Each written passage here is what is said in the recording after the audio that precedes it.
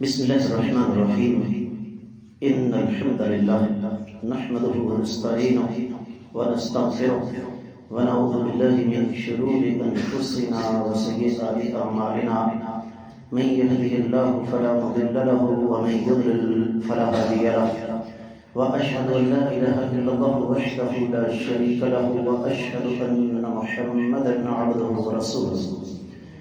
يا أيها الذين آمنوا اتقوا الله حق تقاته ولا تموتن إلا وأنتم مسلمون. يا أيها الناس اتقوا ربكم الذي خلقكم من نفس واحدة وخلق منها زوجها وبث منهما رجالا كثيرا ونساء. واتقوا الله الذي تساءلون به والأرحام إن الله كان عليكم رقيبا. يا أيها الذين آمنوا اتقوا الله وقولوا قولا سديدا يصلح لكم أعمالكم ويغفر لكم ذنوبكم ومن يطع الله ورسوله فقد فاز فوزا عظيما. أما بعد فإن خير الحديث كتاب الله وخير الهدي هدي محمد صلى الله عليه وسلم وشر الأمور محدثاتها وكل محدثة بدعة وكل بدعة ضلالة وكل ضلالة في النار. قال الله عز وجل بعد أعوذ بالله السميع العليم من الشيطان الرجيم خذ من أموالهم صدقة تطهرهم وتزكيهم بها. معزز خواتین و حضرات، زکوٰۃ ایک اسلام کا بنیادی رکن ہے. اسی موضوع پر اگلے کوئی 20 سے 25 منٹ ہم ضروری احکامات پر بات کریں گے. سب سے پہلے لفظ زکوٰۃ کا معنی کیا ہے؟ لفظ زکوٰۃ یہ تزکیہ سے ہے جس کا معنی ہوتا ہے پاک کرنا. شریعت کا مزاج توازن اور اعتدال ہے. رب کائنات نے قرآن مجید میں جتنی مرتبہ نماز ادا کرنے کا حکم دیا کم و بیش اتنی ہی مرتبہ زکوٰۃ ادا کرنے کا حکم دیا. اور یہ ضروری نہیں کہ قرآن مجید میں لفظ زکوٰۃ ہی استعمال ہوا ہو.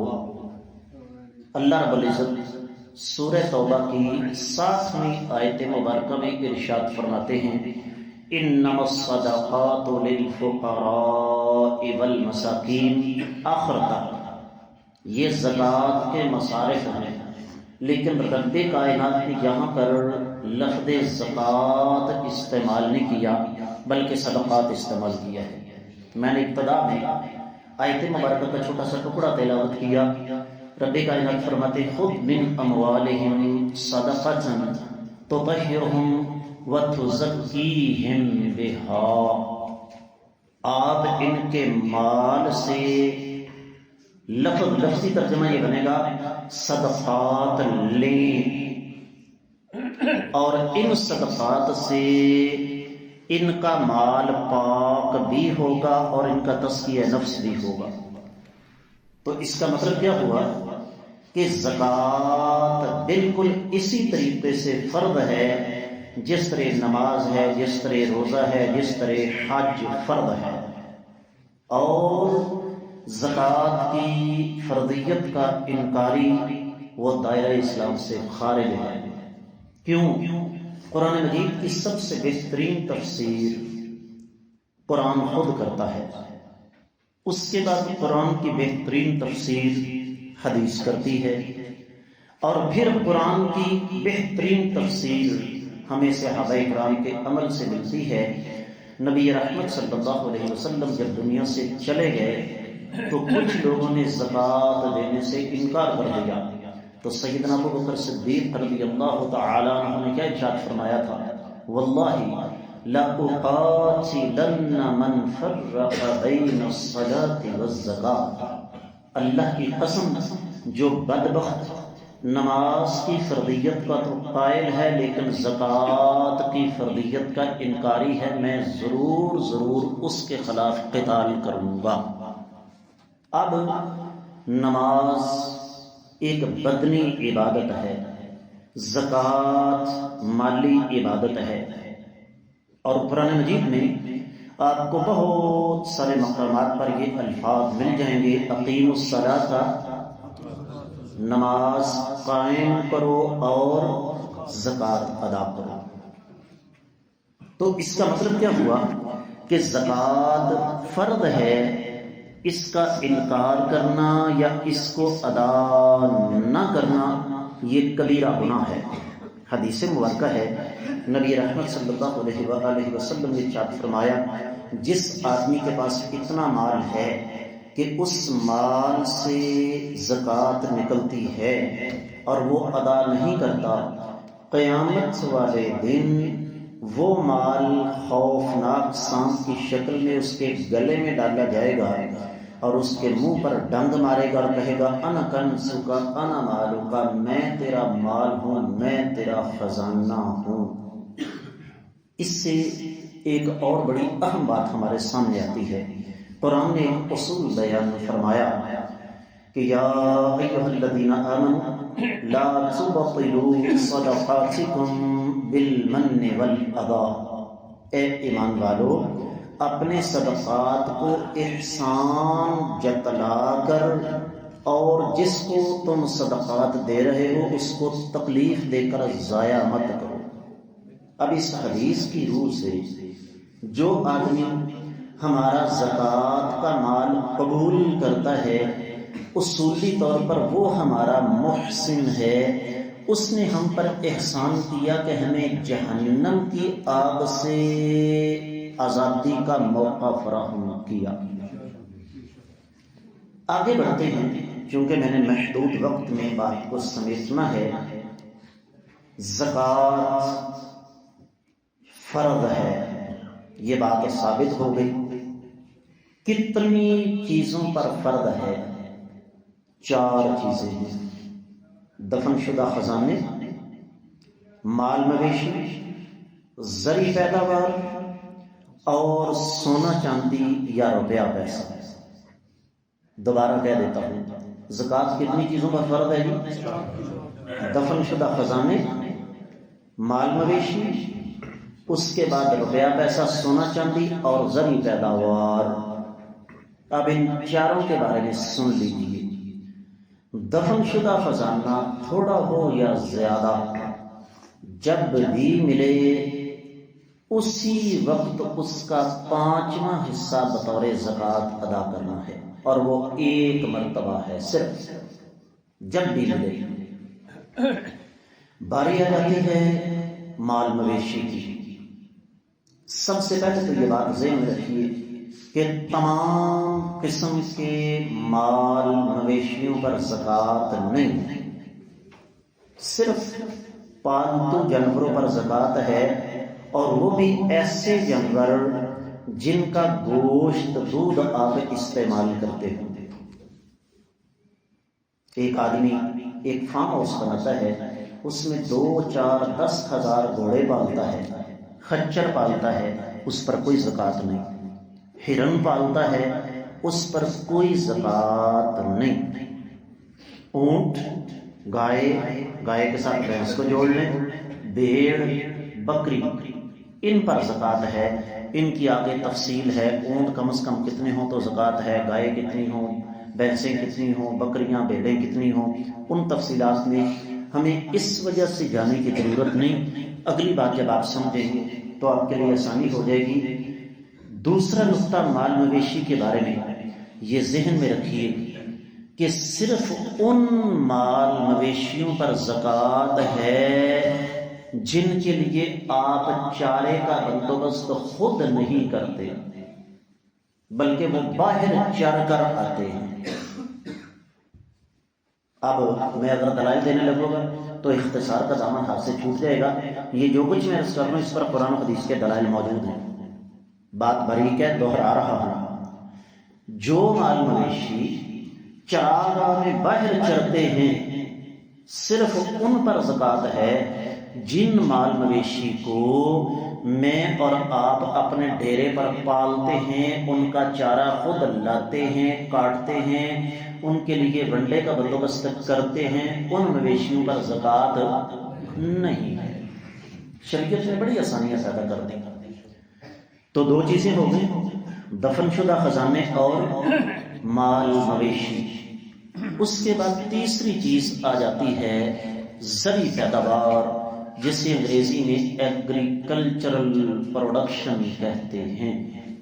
اس حوالے سے دو باتیں ذہن میں رکھیں۔ سب سے پہلی بات، زمین دو قسم کی ہے، ایک وہ جسے میں اور آپ خود پانی لگاتے ہیں، ٹیوبویل کے ذریعے رہٹ ہوتا تھا کسی زمانے میں، نئی نسل کو کیا پتا ٹنڈوں والا کنواں کیا ہوتا تھا، اس کا ایک اپنا ہی مزہ ہوتا تھا۔ پھر موٹر ہے، ٹربائن ہے، پمپ ہے، پیٹر ہے، انجن ہے، جو بھی ہے، یہ ہے ایسی زمین جسے آپ خود سیراب کرتے ہیں۔ اور ایک ہے بارانی زمین۔ بارانی زمین کون سی ہے جی؟ جسے آپ بارش کے ذریعے سیراب کرتے ہیں، آپ نہر کے ذریعے سیراب کرتے ہیں، آپ چشموں کا پانی ان کو لگاتے ہیں ہمارے پہاڑی علاقوں میں، آپ ٹوبوں کا پانی لگاتے ہیں ہمارے صحرائی علاقوں میں، بہاول نگر، چشتیاں، یہ حاصل پور وغیرہ، وہاں پر آپ کو پیٹر شیٹر بہت کم ملیں گے، زیادہ تر ٹوبوں کا پانی چلتا ہے۔ اب جو زمین آپ خود سیراب کرتے ہیں، اس کے حاصل شدہ مال کے آپ نے 20 حصے کرنے ہیں، 19 آپ کے اور 20واں زکوٰۃ کا عشر اسے کہتے ہیں۔ اور جس زمین کو آپ خود سیراب نہیں کرتے، بارانی زمین ہے، اس کے آپ نے 10 حصے کرنے ہیں، 9 حصے ہمارے اور 10واں اللہ کا۔ ٹھیک ہے جی؟ آپ سے سوال ہے، 10واں حصہ زیادہ ہوتا ہے کہ 20واں؟ میں نے ان سے پوچھا، 10واں حصہ زیادہ ہوتا ہے۔ ٹھیک ہو گیا؟ یہاں پر ایک سوال، کم از کم کتنی زرعی پیداوار ہو تو اس پر زکوٰۃ لاگو ہوتی ہے؟ 780 کلو گرام یا 19.5 من؟ حساب و کتاب کر کے دیکھ لیجیے گا، 19.5 ضرب 40 کیجیے، 780 کلو گرام نکلے۔ اس کا مطلب کیا ہوا کہ اگر کسی کے پاس 10، 15، 20 مرلے زمین ہے، اس بیچارے سے وہ 10، 12 من یا 8، 10 من گندم یا چاول یا منجی نکلتی ہے تو اس پر عشر نہیں ہے۔ دینا کب ہے؟ قرآن کہتا ہے وَأْتُوا یوم حصادہ، جس وقت تمہاری فصل کٹے اسی وقت اس کی زکوٰۃ ادا کرو، اس کا حق ادا کرو۔ او جی پانی کا خرچہ نکال لو، او جی کھاد کا خرچہ نکال لو، او جی جو کٹائی ہے وہ نکال لو، تھریشر کا خرچہ، ہارویسٹر کا خرچہ، ریپر کا خرچہ، بالکل نہیں۔ سب سے پہلے کس کا حق؟ بے برکتی ایسے نہیں ہوتی۔ قرآن نے ایک اصول بیان کیا، ان تنصروا اللہ ینصرکم، اگر تم اللہ کے دین کی مدد کرو گے تو تب رب کائنات تمہاری۔ اس کا مفہوم مخالف کیا ہے؟ اگر تم اللہ کو نظر انداز کرو گے تو رب کائنات تمہیں بھی۔ ہمیں اللہ کی ضرورت ہے، اللہ کو ہماری ضرورت، ہم اللہ کے محتاج ہیں، اللہ تعالیٰ کسی کے محتاج ہے۔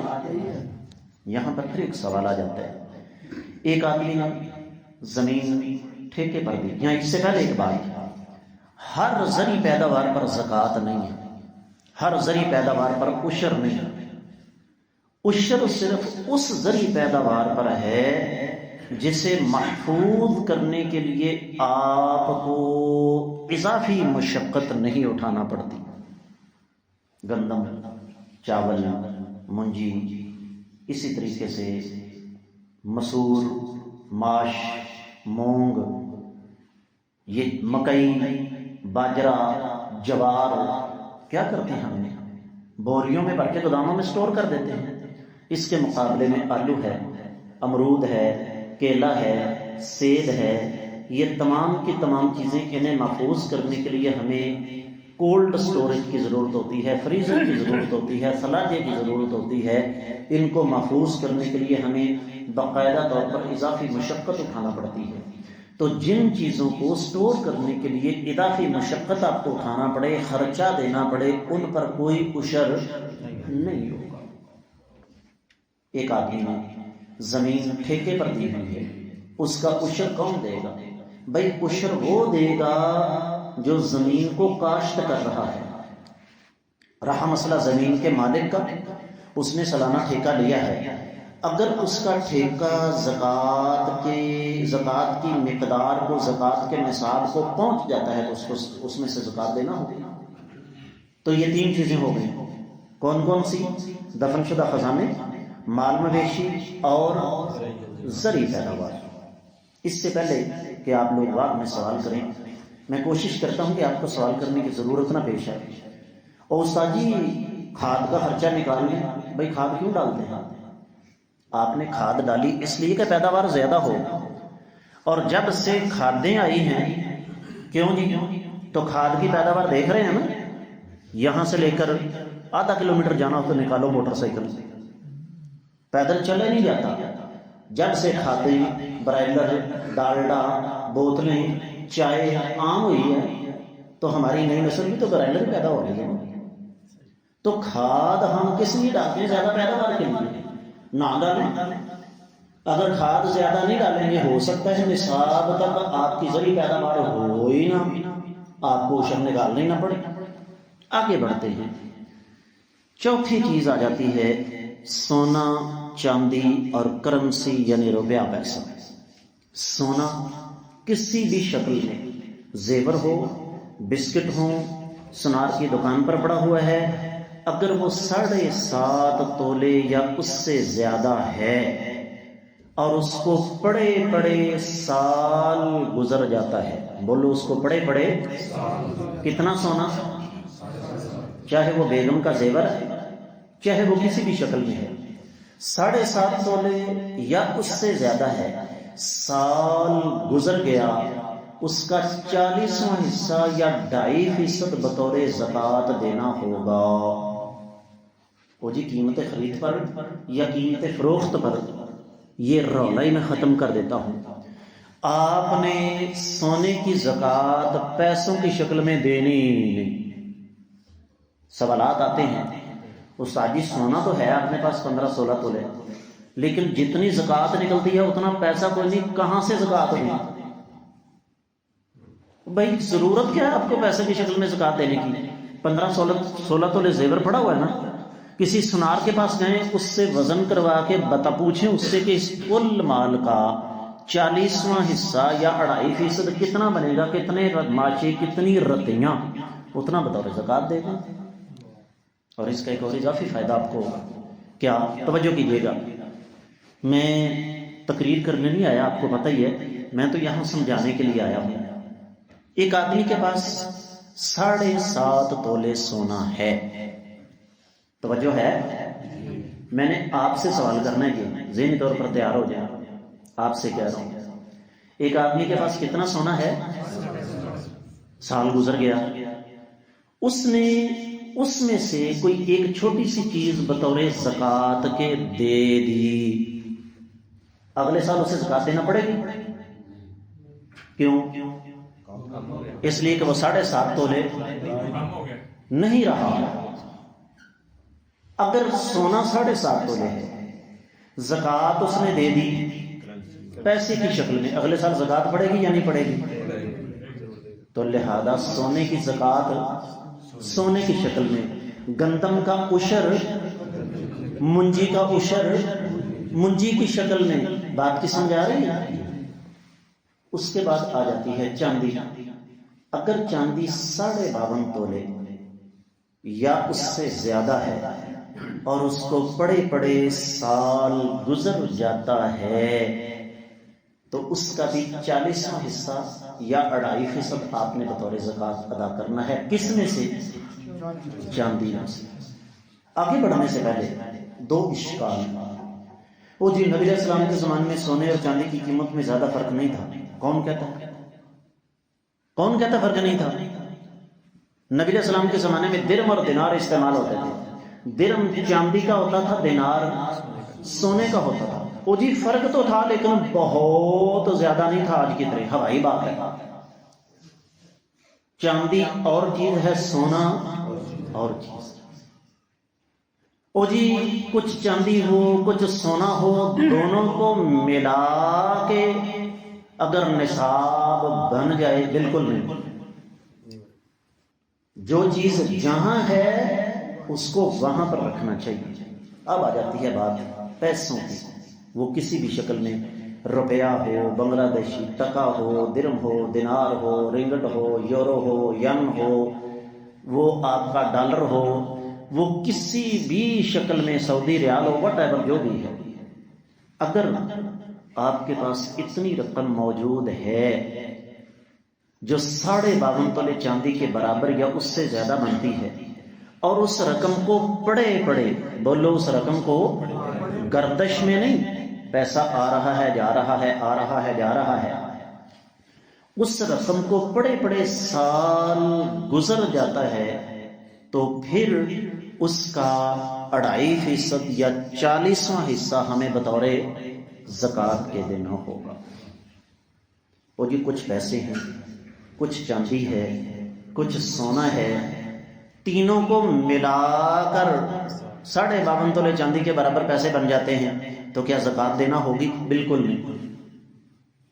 اس لیے کہ پیسوں کی الگ حیثیت ہے، چاندی کی، سونے کی، سمجھ آ گئی نا؟ شریعت نہ تو چھلے سے زیادہ تنگ ہے اور نہ ہی سمندر سے زیادہ وسیع ہے۔ ہم نے چونکہ دین کے ساتھ سوتیلی ماں جیسا سلوک کیا، جو کچھ میں آپ کو بتا رہا ہوں، آپ کے چہرے بتا رہے ہیں، ان میں زیادہ تر باتوں کا آپ کو علم نہیں۔ اور کیوں علم نہیں؟ ہم نے آج تک کبھی سیکھنے کی ضرورت محسوس نہیں کی۔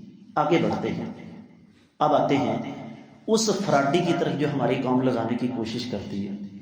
او جی میں نے ایک آدمی سے 20 لاکھ روپیہ لینا ہے اور وہ بندہ بھوکا ننگا ہے، پیسے دینے کے قابل نہیں، بلکہ الٹا خود وہ زکوٰۃ کا حقدار ہے۔ دوسری طرف میرے پیسوں کی زکوٰۃ 20 لاکھ روپیہ نکلی، تو کیا وہ میں پیسے رکھ لوں تاکہ میری زکوٰۃ بھی ادا ہو جائے اور میرا قرض بھی ادا ہو جائے؟ اب یہ پتہ نہیں اللہ کو فراڈی لگائی جا رہی ہے کہ اپنے آپ کو لگائی جا رہی ہے۔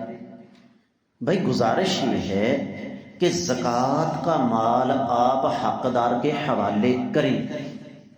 رب کائنات نے ہر انسان کے ایک چھوٹی سی چڑیا عطا فرمائی ہے جس کا نام ضمیر ہے۔ آپ اسے زکوٰۃ کے پیسے دیں اگر وہ حقدار ہے، اگر وہ باضمیر ہوگا تو اس میں سے آپ کا قرضہ وہ ادا کر دے گا، اور اگر نہیں ادا کرتا تو حدیث مبارکہ سن لیجیے۔ ہمارے ہاں تو ایک اصول ہے نا کہ جب کسی کو کسی سے جان چھڑانی ہو، اس کو 2 4 10 ہزار روپیہ دے دو، پیسے بھی گئے اور بندہ بھی۔ نبی علیہ الصلوۃ والسلام ایک جنازے پر تشریف لائے، پوچھا اس کے ذمے کوئی قرضہ ہے؟ کہا جی ہے۔ آپ نے فرمایا میں اس کا جنازہ نہیں پڑھاؤں گا۔ مسند احمد بن حنبل کی روایت ہے، حوالہ دینا میری ذمہ داری۔ ایک صحابی نے کہا اللہ کے نبی صلی اللہ علیہ وسلم میں اس کے قرض کی ذمہ داری لیتا ہوں۔ آپ نے جنازہ پڑھایا، 2 یا 3 دن کے بعد جس نے ذمہ داری لی تھی اس سے ملاقات ہوئی۔ آپ نے پوچھا کیا تم نے اس کا قرضہ ادا کر دیا؟ کہا جی آج ادا کیا ہے۔ فرمایا اس آدمی کی عذاب سے جان بھی آج ہی چھوٹی ہے۔ اس لیے جہاں تک ہو سکے قرض سے بچیے۔ اگر آپ بچنے کی کوشش کریں گے تو رب کائنات یقیناً آپ کو اس سے محفوظ رکھیں گے۔ اللہ تعالی ہم سب کو محفوظ فرمائے۔ تو یہ میں نے بہت ساری باتیں بھی کرنی تھی لیکن چھوڑ رہا ہوں۔ آخری بات عرض کر کے اجازت چاہوں گا، زکوٰۃ دیں کن کو؟ رمضان کا مہینہ ہے اور رمضان کا قرآن کے ساتھ بڑا گہرا تعلق ہے۔ ایک مثال دے کر بات آگے بڑھاؤں گا۔ امام مالک رحمہ اللہ انہیں امام دار الہجرہ کہا جاتا ہے۔ جہاں میں بیٹھا ہوں بالکل نبی علیہ الصلوۃ والسلام کے محراب کے باہر بیٹھ کر حدیث کا درس دیا کرتے تھے۔ حدیث کا طالب علم ادنا سا، جتنے بھی محدثین ہیں ان کے شاگردوں کی تعداد کا ہمیں علم ہے، لیکن امام مالک رحمہ اللہ ان کے شاگرد اتنے زیادہ تھے کہ آج تک کسی کو پتہ نہیں چل سکا۔ لیکن جب رمضان آتا تو وہ امام مالک رحمہ اللہ جو حدیث کا سبق پڑھا رہے تھے کہ کمر کے اندر بچھو گھس گیا، جس طرح ہم تشہد پہ بیٹھتے ہیں نا، اس طرح بیٹھ کر حدیث کا سبق پڑھایا کرتے تھے۔ شاگرد دیکھ رہے ہیں کہ استاد جی کے چہرے کا رنگ بدل رہا ہے تکلیف کی وجہ سے، لیکن روک تھا، دبدبا تھا، بول نہیں سکے۔ جب حدیث کا سبق مکمل ہوا، یہ ختم کا لفظ نہیں استعمال کرنا، میں نے قرآن ختم کر دیا، قرآن کو تمہاری 7 نسلیں بھی ختم نہیں کر سکتی۔ لفظ کیا استعمال کرنا؟ میں نے قرآن مکمل کر دیا۔ حدیث کا درس مکمل ہوا، کہا بیٹا دیکھو میری کمر میں کوئی چیز ڈنگ کر رہی ہے۔ دیکھا تو کمر نیلی ہو چکی تھی۔ کہا استاد جی پہلے بتا دیا ہوتا تو کہا قیامت کے روز آقا علیہ السلام کو کون سا چہرہ دکھاتا کہ تم نے اپنی تکلیف کے لیے میری حدیث کا سبق بند کر دیا، ہمیں تو پرواہ نہیں۔ تو جو ہستی اتنی زیادہ حدیث کے ساتھ محبت کرنے والی ہے کہ حدیث کی خاطر اپنے کمر میں ڈنگ کرنے والے بچھو کی پرواہ نہیں کی، ایک حدیث کی خاطر اپنے بازو تڑوا لیے، رمضان آتا تو حدیث کا سبق بند کر کے قرآن کے ساتھ جڑ جاتے۔ اور قرآن کے ساتھ جڑنے کا مطلب یہ نہیں ہے لو جی میں نے اتنے سپارے آج پڑھ لیے، میں نے 4 دن میں قرآن مجید مکمل کر لیا، بلکہ کہتے ہیں ہم نے ختم کر دیا۔ نہیں، قرآن پڑھنے کا اصل حق یہ ہے اس کو سمجھ کر تدبر کے ساتھ پڑھا جائے۔ میں نے آپ کو حوالہ دیا، قرآن مجید میں رب کائنات نے سورہ توبہ کی 60ویں آیت مبارکہ میں ہمیں بتایا ہے کہ زکوٰۃ کے حقدار کون لوگ ہیں۔ لیکن اس سے پہلے ایک بات اور سمجھا دوں، نبی علیہ الصلوۃ والسلام نے زکوٰۃ کو مال کا میل قرار دیا۔ یہ زکوٰۃ کا معنی میں نے شروع میں بتایا، زکوٰۃ کا معنی کیا ہے جی؟ پاک کرنا۔ تو جس طرح میل نکل جائے تو نیچے صاف مال رہتا ہے، بالکل اسی طرح زکوٰۃ نکل جائے تو مال کیا ہوتا ہے؟ پاک ہو جاتا ہے۔ یہ جو ہمارے ہاں دروازے کھٹکھٹا کے 3 کروڑ 80 لاکھ بکاری ہے اس وقت پاکستان میں، پتہ ہے آپ کو کتنے بکاری ہیں جی؟ 3 کروڑ 80 لاکھ، اور یہ ایک دن کا 31 ارب روپیہ ہماری جیبوں سے نکالتے ہیں۔ ایسے بدبختوں کو مال دینا نہ صرف یہ کہ ثواب نہیں بلکہ الٹا کیا ہے؟ قرآن کہتا ہے ان اللہ یامرکم ان تؤدوا الامانات الی اہلھا، رب کائنات تمہیں حکم دیتے ہیں کہ اپنا مال حقداروں کے حوالے کرو، اور حقدار ملتا نہیں، تلاش کرنا پڑتا ہے۔ ایک مثال دے کر بات ختم کرتا ہوں۔ آپ اپنے کسی قریبی عزیز کو، کسی بھی جاننے والے کو، پتہ ہے آپ کو کس کے حالات بہت زیادہ کمزور ہیں لیکن خوددار آدمی ہے، کسی کے سامنے ہاتھ نہیں پھیلاتا، آپ 2 کام کرتے ہیں، یا تو رات کے اندھیرے میں اس کے پاس چل کے جاتے ہیں، جا کر کہتے ہیں میرے عزیز مجھے پتہ ہے کہ آپ غیرت مند ہیں، آپ کسی کے سامنے ہاتھ نہیں پھیلاتے، ایک بھائی کی طرف سے یہ چھوٹا سا ہدیہ قبول کر لیجئے، کوئی شرط نہیں بتانا کہ یہ زکوٰۃ کا مال ہے، یہ کوئی شرط نہیں، آپ نے اپنا فرض ادا کیا، لیکن وہ آدمی زندگی بھر آپ کی اس نیکی کو فراموش نہیں کرے گا بشرطے کہ اصلی اور نسلی۔ دوسرا طریقہ کیا ہے؟ آپ خود سامنے نہ آئیں، اس کا بینک اکاؤنٹ حاصل کریں، کسی ایزی پیسہ شاپ پر جا کر کسی ایماندار آدمی کو بتا دیں کہ بھائی یہ امانت ہے، میرا نام نہ لینا، اس سے کہنا یہ آپ کے لیے کسی نے ہدیہ بھیجا ہے، اس نے کہا ہے میرا نام نہ لینا۔ تو حقداروں کو تلاش کر کے مال ان تک پہنچائیں، جان چھڑانے کی کوشش نہ کریں۔ یہ ہم 3 کروڑ جو 80 لاکھ بکاری ہے ان کو ہم نے خود پالا ہے، یہ نہ آسمان سے ٹپکے نہ زمین سے اگے، کیا کرنا ہے بھائی؟ ہاتھ ہی پھیلانا نا، زیادہ سے زیادہ کیا ہوگا؟ انکار ہو جائے گا۔ تو یہ کچھ موٹے موٹے مسائل تھے زکوٰۃ کے. اللہ کی بارگاہ میں دعا ہے کہ رب کائنات ہمیں ان پر سمجھ کر عمل کرنے کی توفیق عطا فرمائے. اقول قولی ھذا وآخر دعوانا الحمد للہ رب العالمین.